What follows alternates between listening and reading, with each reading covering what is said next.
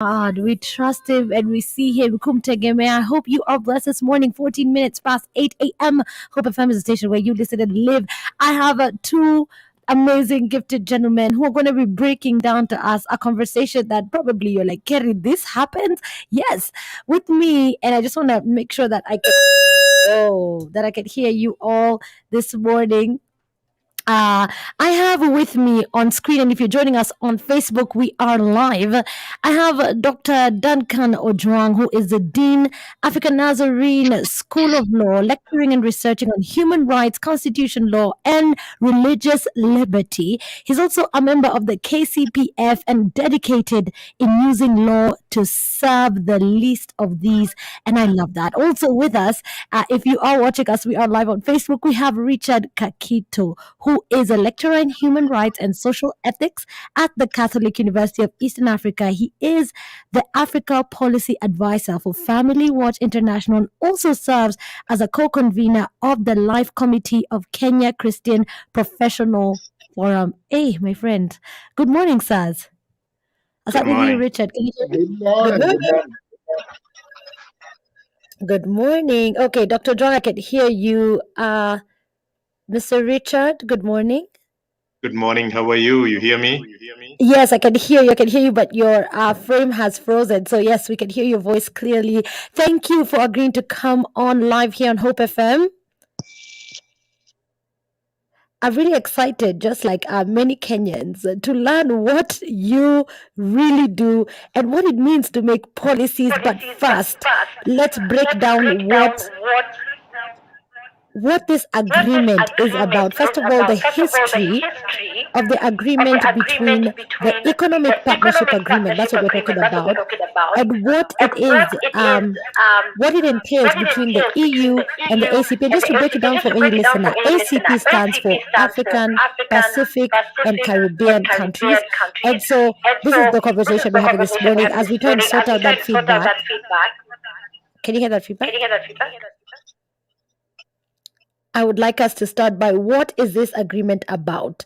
Let's talk about the history and how it has impacted the European Union and the ACP. I'll start with you because I can see you right there on my screen. Dr. Ojwang, if you can hear me. Yes, I can hear you very well. Awesome. So Kenyans are like, what is this agreement all about? Could you break it down to mwananchi wa kawaida anasikiza akiwa kwa matatu, anasikiza akiwa kwa gari? Could you break down what this agreement is all about? I can. Which is your language of preference? I can speak the Luo, Kikamba, Kikisi, Kiswahili, or English. Erokamano, first of all. But yes, English, please. Oh, okay. So the show is in English. I wanted to just confirm that. Thank you. That's fine. Okay. So this is a treaty. A treaty is an agreement between one or two countries or more countries. Mm-hmm. It is like a contract, but a contract between countries. It mm-hmm. is binding to those countries that have agreed on how to proceed on that treaty. Treaty, for example, the UN, every country is a member of the United Nations because they signed the UN Charter that formed the organization. And you can see by that treaty, they were able to form an organization probably even stronger in some aspect than individual countries. Again, in this country, we are all aware of the ICC, the International Criminal Court, and the Rome Statute, which was a treaty in the 90s that the countries entered to say we are forming a court that when people do ABCD, from whichever country, they are brought here. And we know the outcome of that when we saw none other than our president and deputy president appearing before the International Criminal Court. So that is what a treaty can do. And therefore, what we are discussing today is also a treaty, what we can call multilateral, not bilateral not between two countries, but very many countries. It is negotiated between the entire African countries through the Organization of Africa Union, the Caribbean, and the European Union.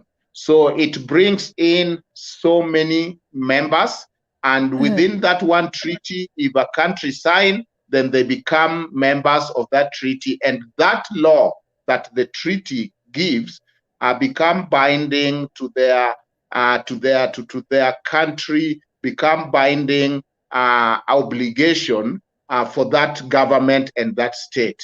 And that is the treaty that was just negotiated, that surprisingly is now out and is at a stage which we are almost calling process of ratification. That is the process of signing in, meaning according to them, they are done with the negotiation of the terms of the treaty, the haggling back and forth, the language is intact, and so it is at a stage where now countries sign, and so far within us as Kenya, it is at a stage where our cabinet is discussing it with the possibility of ratifying it through our legal processes so that it can be binding for this country. Thank you. Dr. Duan, thank you for that. Just breaking that down to us. I mean, you're a great teacher.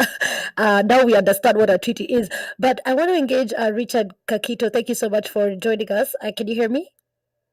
Yes, I can. You hear me? Thank you. Could you break down what are some of the aspects that are highlighted in this particular treaty, now that we understand what a treaty is, and it's multilateral, meaning it has, I've seen Africa, I've seen Pacific, I've seen Caribbean countries, and now this is between the European Union, yes? Could you break down what are the details, just an overview for someone who's listening and hasn't had anything about this at all? Yeah, for a proper understanding of this economic partnership agreement, we need to trace a little bit its history. Yes. Now, it was first known as the Lome Convention that was signed in 1975, and it was targeted at former colonies of Britain, of Netherlands, of Belgium, and France. It was a way of repaying back for the colonial abuses, and the contracts that were designed were meant to provide preferential access of goods, especially agricultural products, from these former colonies to the then European Economic Community. Then it expired in 1995, and some years of negotiations went into it, and in 2000, it was replaced by what was called the Cotonou Agreement. It was based on 3 pillars: development cooperation, economic and trade cooperation, and some political dimensions, governance, etc. Now, this is what is current now. It was supposed to expire in February 2020, but it was extended. It is going to expire in November this year. That's why these negotiations have been going on, so that another agreement comes into play. So the new one that we have is what is causing alarm. It is veering further and further away from economic considerations, and is giving us a wide array of things, including matters that we are going to discuss that are really sensitive to matters of faith and family. So this agreement is generally packaged as 2 documents, essentially. Okay, let me say 3 documents. One is the general agreement. The other 2 are, one concentrating on the African region, and the other concentrating on the Caribbean and Pacific countries. Now, the challenge we are having with this document, when you talk about these sensitive issues in here, first we need to know the vulnerability of Kenya. Kenya, by virtue of Article 2, Sub-Article 5, and Sub-Article 6 of the Kenyan Constitution, any treaty or convention ratified by Kenya forms part of the Kenyan law. Straightforward, just like my senior has indicated. Of course, we have a treaty making and ratification act that would require that the process of participation takes place before we join this treaty. Now, this treaty, as I've mentioned earlier, goes away from trade, no, does not go away, along with the trade provisions, has issues touching sexual and reproductive health and rights, which are very, very sensitive issues in our country. You are saying something, Kiri? No, I'm just absolutely agreeing. And that's why we are doing this right here on Hope FM. Yeah. So along with the economic provisions that are supposed to improve trade between our countries and the European Union, there are provisions relating to what we call sexual and reproductive health and rights.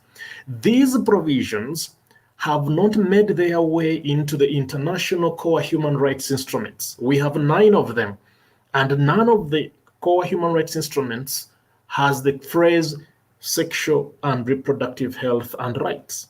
And for the record, sexual and reproductive health and rights, you can put equals to sexualization of children, you can put equals to abortion on demand, you can put equals to LGBT agenda, you can put equals to all these dangerous things that we have been contesting as people of faith.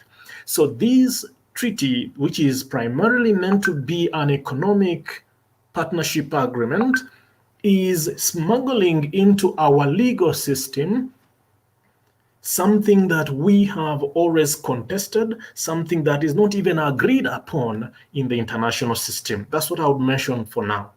Thank you so much. That's the voice of Richard Kakito, who is a lecturer at Catholic University, also Africa representative, Family Watch International. I want to engage you now, Dr. Ojwang, who is a Dean of Law School, that's a Nazarene University. Just wondering, you've mentioned that the current stage abroad, what's the current stage here? And also, I think we can get into the stages of treaty ratification in Kenya. Okay, thank you, and I appreciate that Kaketo has really given us a lot of overview on this. Remember when we talk, if you went to school in Kenya like I did, in GHC history, we have the stages of lawmaking, where we talk of or we have separation of power, where we talk of the legislature makes law, the executive implement, the court interpret. That is class 4, class 5. I know the curriculum have changed, but the content is more or less the same. That is how basic this is. And so I don't want anybody to feel that they need a law class or a law degree to understand and to participate and to take what we are asking them, that they need to discuss. If the law is bad, it's not an issue for lawyers, it's an issue for the society. So I totally, and I'm not breaking it down because I read people's intelligence. It is there, and anybody who wants to complicate it is simply trying to confuse us. We know the lawmaking process. Even as we advance, we realize that, yes, Parliament make law, but we ask another question, where does the law come from? And we realize that the law do not come from Parliament, the law comes from the people.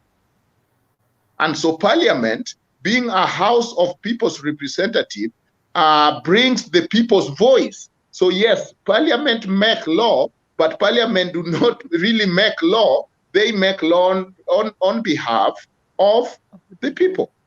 And that just makes sense. So now we have an aspect of lawmaking through treaty that it's more moving towards the executive.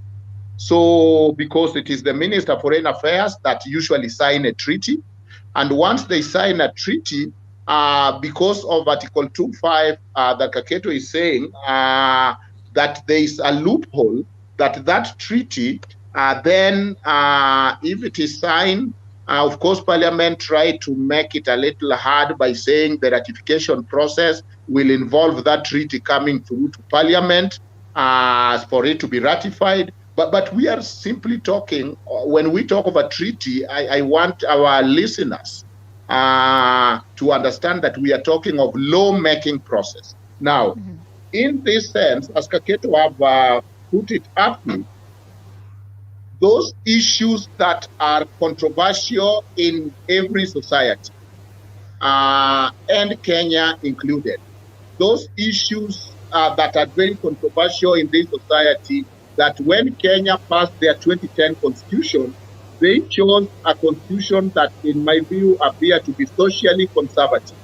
On the issue of abortion, they restricted it, unlike other countries, by defining that life begins at conception. And therefore, at that conception, that fetus have a status or personhood of being protected. And as a Christian, you can see that that is very tandem to the biblical teaching, which God is telling Jeremiah, that before you were born, I knew you. And so that is in our 2010 constitution. Issues that are complex, for example, what is the definition of family?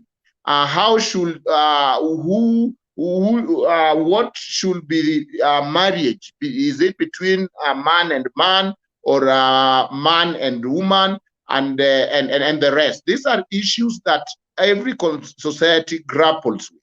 So when we came to our 2010 contracts, though some felt they were not aptly captured, but generally Christians got a little bit of consensus that, okay, a marriage is between a man and a woman, and they, who are consenting, for example. That is in our constitution. So now we are seeing a situation where those debates that are the society debates, that should bring theologians, that should bring our African culture and African elders, that should bring the members of society, that should bring academicians, that should bring lawyers, is being handled, and it is being removed from the society, and that decision being made by the people drafting a trade treaty in the name of European Union. And that is the mischief, first of all. That now we are not having that debate. That is coming up, and we know very well, when we have seen the pattern of our Kenya cases on this issue, it is heavily relying on international jurisprudence. It is heavily relying in South Africa jurisprudence and other very liberal jurisprudence, even though we know that when it came to the issue like abortion and the same sex, we parted ways with South Africa. And so our constitution is socially conservative. But we are seeing a way that this is being circumvented. Why is that? You know, the common saying in Swahili that adui muombe njaa. Because we are a poor country, somebody feel in the EU that they need to even tell us what marriage is. And they need to have that conversation in a way through multilateral treaty. Finally, for this part, so that I give my colleague time, you know, what the developed countries have tried to do, even in investment treaties, is to impose. Of course, each country is political, each country have an interest, to impose their interest, to impose their values, to impose their worldview, and to universalize it, and to give it as the standard of living for every society. Now, this is being done rather than going to each country one by one and telling Kenya, let us negotiate with you. We want you to have comprehensive sex education that is very liberal. We want you to have abortion and consider it as a safe abortion as a right. We want you to do ABCD. They are saying they are doing this within one treaty. They are reaching out more than 100 countries at a go. They are simply not coming to one country at a time. They are simply saying, you are Africa, come sign this treaty, and Africa countries are moving towards that. Caribbean, come sign, and within that one signature and one treaty, they are now reaching all these countries. Now look at the context where most of these African countries, probably about 46 African countries, have some variation that is making illegitimate same-sex or illegalizing same-sex. Within that one stroke, they are trying to wipe out all these laws and move the whole world with that one wonder stroke to embracing full liberalism without the society involvement. And that is the mischief. Thank you. Dr. Ojwang, thank you for that. You're tuned in and maybe you're wondering, Kerry, but what can I do? What can I do about this? Mimi tu ni mtu, niko hapa kwa nyumba yangu, niko kwa uba yangu, naendesha. What role can I play? And because you tuned in today on Hope FM, I want to make sure that you have all this knowledge. And when we come back after this short break, Dr. Richard, okay, I've already baptized you, Dr. Richard. Richard Kakito and Dr. Ojwang will be breaking down what is the role of the Christian. How can you participate? What can you do even when it feels like you're so small? It's such a big world. Thank you so much. Someone here is credifying you guys. Is Dr. Titus Mwanthi. You know him. He says, I know those guys. They're good guys. Thank you for tuning in, Dr. Titus. And everyone else who is tuned in, I'm going to be reading all your feedback. Remember, if you have a question, if there's something you haven't understood, this is a beginner's class. Dr. Ojwang and Dr. Richard, they're breaking it down for us, making it so accessible that we can be able to participate in the laws of this nation. What are our roles to play? We'll be back to do that shortly. Thank you, gentlemen, for joining me. I hope you are enjoying this morning. I'm also going to play one really amazing song, and then we're going to be back. Experience the hope, the music, the anointing.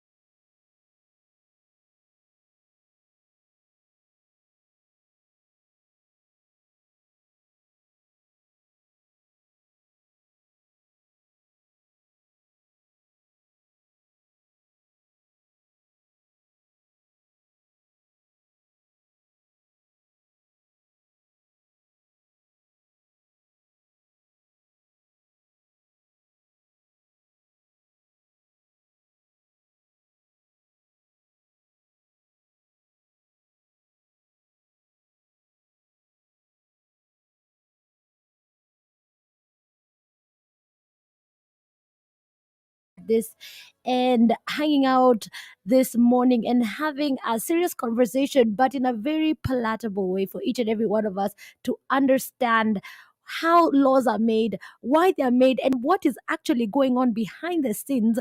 Actually, not behind the scenes, I'll say behind our backs, behind us when we are sleeping. People are deciding to sneak in some laws that don't go at all with what we believe in, even on the moral part of us as Kenyans, but so much so as Christians. Kerry Kagiri on a Hope FM. It's the only station where you listen and live. Keep it right here. Today we call it Fruitful Friday. And what do we do on Fruitful Friday? We get informed, we grow, we learn. And two brilliant minds have agreed to come and spend their morning with us right here. And we just have to say thank you. Thank you so much, Dr. Ojwang. We are back. And thank you so much, Richard Kakito, who I've also discovered is a medical doctor. I know people. Why are you denying it? Okay. Your No, doctor. no. I'm not a Someone medical who- doctor, and I'm on my way academically towards getting a PhD. So I don't yet have a PhD, even though people think I'm a doctor already. I need to make that Receive clear in that advance. Yes. PhD right now. Receive it. Awesome. Thank you so much. Can I just let you know who is tuned in so that as we break this down, we know who we are talking to? We have someone like Benjamin Mulwa who is saying, thank you so much for this discussion. He's in Utali Villages. Nicholas Maingi, who's tuning in Thika. Noel Okova in Kiambu Town and is following up this conversation. Nehemiah Muturi is in Meru, tuned in. One here, Vincent Mweka, who's tuned in and he's at the Humanitarian Peace Support School in Embakasi, tuned in this day. And Abraham Cheki in Nakuru. I mean, various parts of the nation tuned in to this discussion. Sarambui is just saying this is a great discussion. And Richard Kakito, could you just recap a little bit for someone who's just joined us? What is the conversation we are having? And just break down what EU and ACP, what that is, and how that agreement can affect our nation. All right. Yeah. So for those who just joined us, we are discussing the Economic Partnership Agreement that was initialing meaning it was labeled as having been totally discussed and negotiated by the two key negotiators, the chief negotiator on behalf of the European Union and the chief negotiator on behalf of the Organization of African, Caribbean, and Pacific States. So on 15th April, it was initiated to mean that we have finished negotiations. Now you governments go ahead and figure out how to ratify and how to commit yourselves. Now we are interested in this economic partnership agreement mainly because unlike its historical documents, such as the Lome Convention and the Cotonou Agreement, this new document has provisions in there that are inconsistent with the teachings on faith and family, on matters morality, etc. That's why we are picking an interest in it. Matters which our own constitution tried to safeguard, but now are being smuggled into our legal system via the provisions of the Constitution that make international treaties that we have ratified become part of our law directly. Essentially, Article 2.5 and Article 2.6 of the Constitution indicate, and by the way, we need to take note that the Christians contested these provisions during the 2010 campaign. Okay, Christians said, no, until these provisions are corrected, please don't vote in this document. And of course, our Christians and the voters decided otherwise. So we now have a document and we have to deal with it.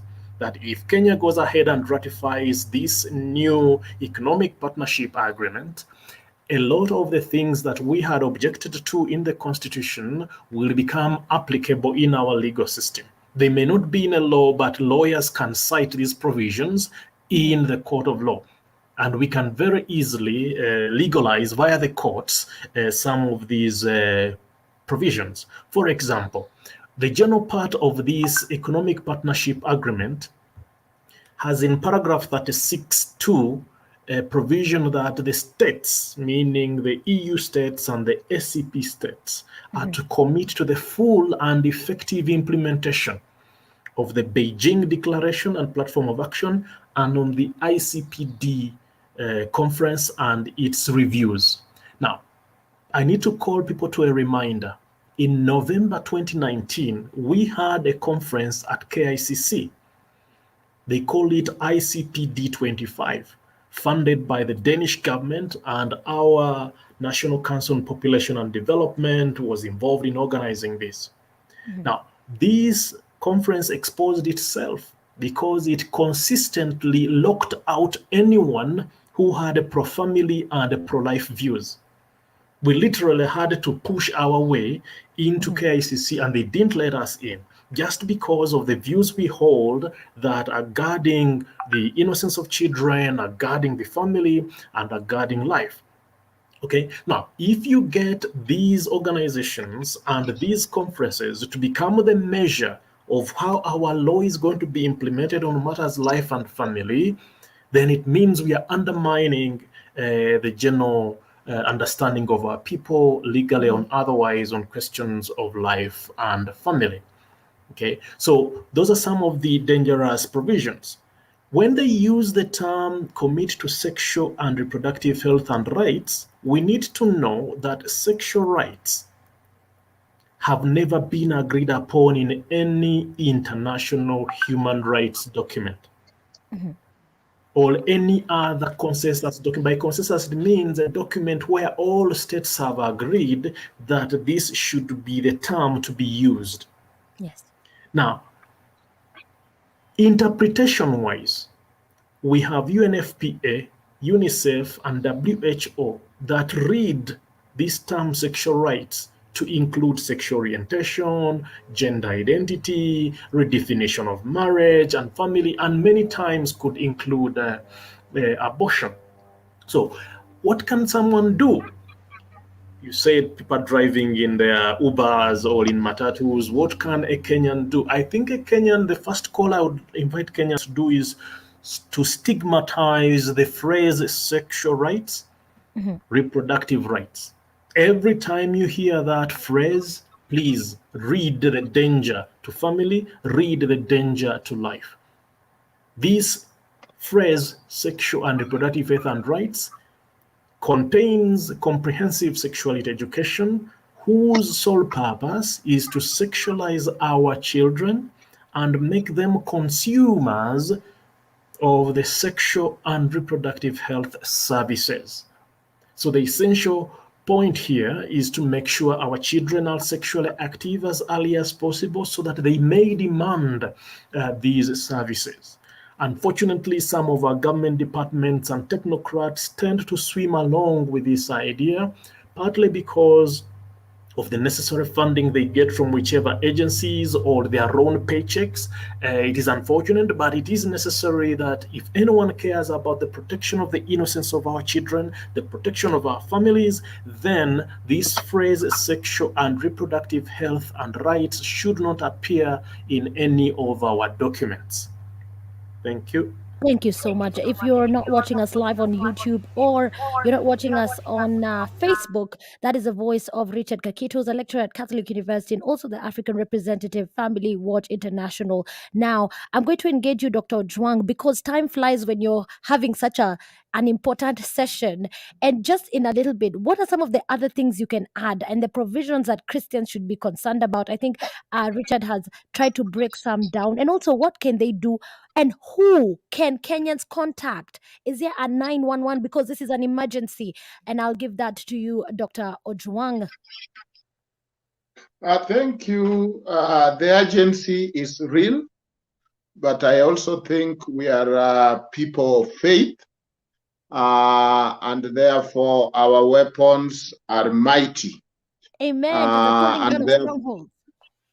Yes. When you look at Isaiah 33:22, it says, "For the Lord is our judge, the Lord is our lawgiver, and the Lord is our king. It is he who will save us." God is able to combine those three offices. He is the lawgiver, he is the judge, and he is the king. So when we talk of concept like separation of power, Isaiah 33 already talks of separation of power. So these are not alien concepts. I just want us to be very comforted that the law is not for lawyers or some mysterious people somewhere who do it in English. We legislate And even beside the Christians, our Africa and indigenous community, our culture and our values are being attacked through this. And so we need a network bigger than even our Muslim brothers. Believe all the Abrahamic faith are convinced that this is not the right way. And therefore, we need that network. But just to add on what Kaketo is saying, you know, I am a human rights lecturer, and I think I could add that I'm a scholar.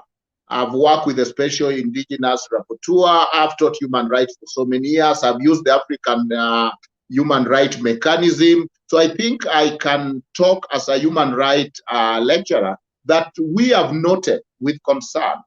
One, that I want this as stand to, I have a right to this. And that is not human rights. I want this as become, I have a right to this. That is not a right. That is not law.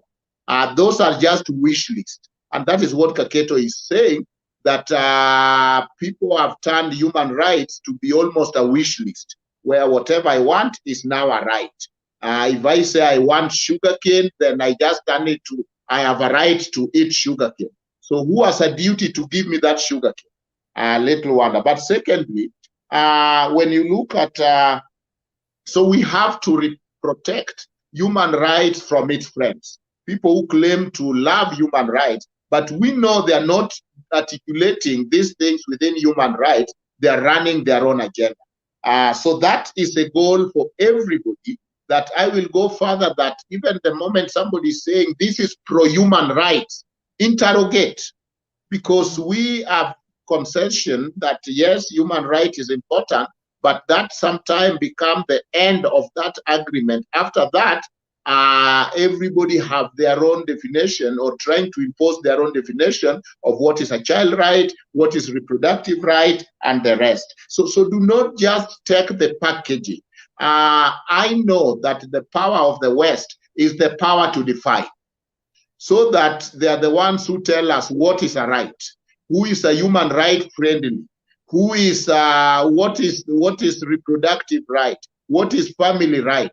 That power to define, for me, it belongs to God, but it also belongs to my cultural context and my sovereignty and my community, which if you went to my village, and even if you are a Luo and you are pregnant and God forbid, the mother dies, because we believe these are two lives, you will find they will do everything to separate them and have two different funerals. We don't, in our tradition, accept abortion. And indeed, life begins at conception. Finally, I think that, you know, in the name of human rights, society controversial issues are simply turned to legal technicalities and thrown to legal technicians. What am I saying? To some extent, those people pushing human rights, which is a cause for higher values, have made it morally bankrupt. And it is up to everybody to hear and say, no, this human right is a force for the good. Human right is a force for convincing people why every life is important, why every person have dignity. But they have come with their own version of what is dignity. And as also a teacher of international law, I know for sure that this is not international law. This is global law. International law is created by states. International law has the state consent, and the state are the sovereign. But global law, when we see this international organization like WHO, like UNICEF and whatever, coming up with this definition, we call that soft law. But now you find somebody citing them as if they are international law. Finally, the danger in our country, we know that the case of Mitubel went up to the Supreme Court. The place of international law in our jurisprudence. Judge Mumbi in High Court had simply said that I'd taken something in international and applied it, Court of Appeal refused. Supreme Court is still in and out. I want to encourage you and to remind you that every time we have seen liberal agenda, we have seen it within the pillar in the name of international law.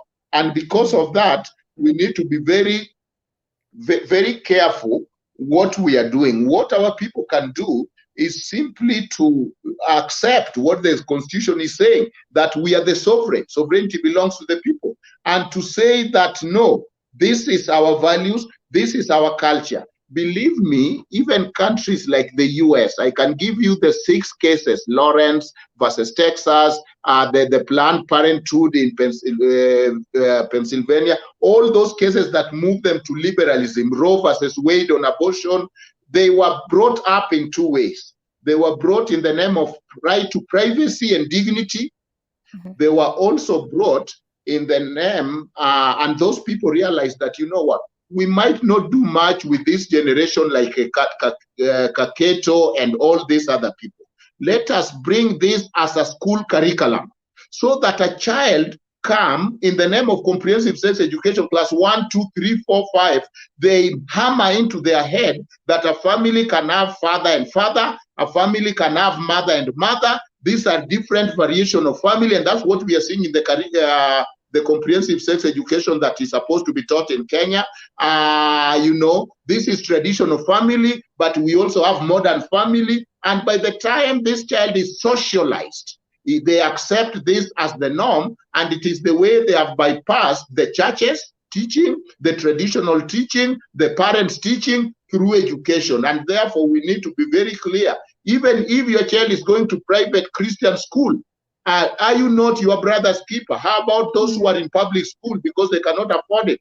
How many of our Kenyan children and even Christians go to public school? So we need to do something. Let your pastor know, let the parishioners know, say that this is not okay. When you hear KCPF talk, join their cause. We are even fundraising. They have been in court several times trying to be the buffer zone and saying, you know what, we need to protect the age of innocence, we need to protect religious liberty, and we need to say that this is not the interest of a majority of Kenya, but a few civil society that are getting money and a few embassies that have turned Africa to be simply victims and primitive, and they have made themselves the savior, according to Professor Makau Mtua, the 3 paradox of human rights, that it is made of an African savage, an African victim, usually a woman, and a white savior, whether it is the INGO, whether it's European Union. We need to roll back and be in charge. Thank you. Thank you, Dr. Ojwang. Thank you. That's all we have time for. In fact, it's just 30 seconds to 9 a.m. So I'll ask Richard, please, could you share a page we can follow on Facebook, any number we can call in just 20 seconds? Patrabo Ojwang is already here for News Watch. That conversation, you can catch it if you just missed it, or you want to go back to the lessons that we've learned from Dr. Ojwang and Richard. You can, Richard Kakito, you can get them on Facebook and on YouTube. Let's revise it. Let's comment with questions. Saz, I'd ask you to engage with this post as well. This is our platform for this conversation. Go ahead, Richard Kakito. Can't hear you. Unmute. Thank you. Thank you. We can hear you now. Okay. Yeah, the website for KCPF is kcpf.org.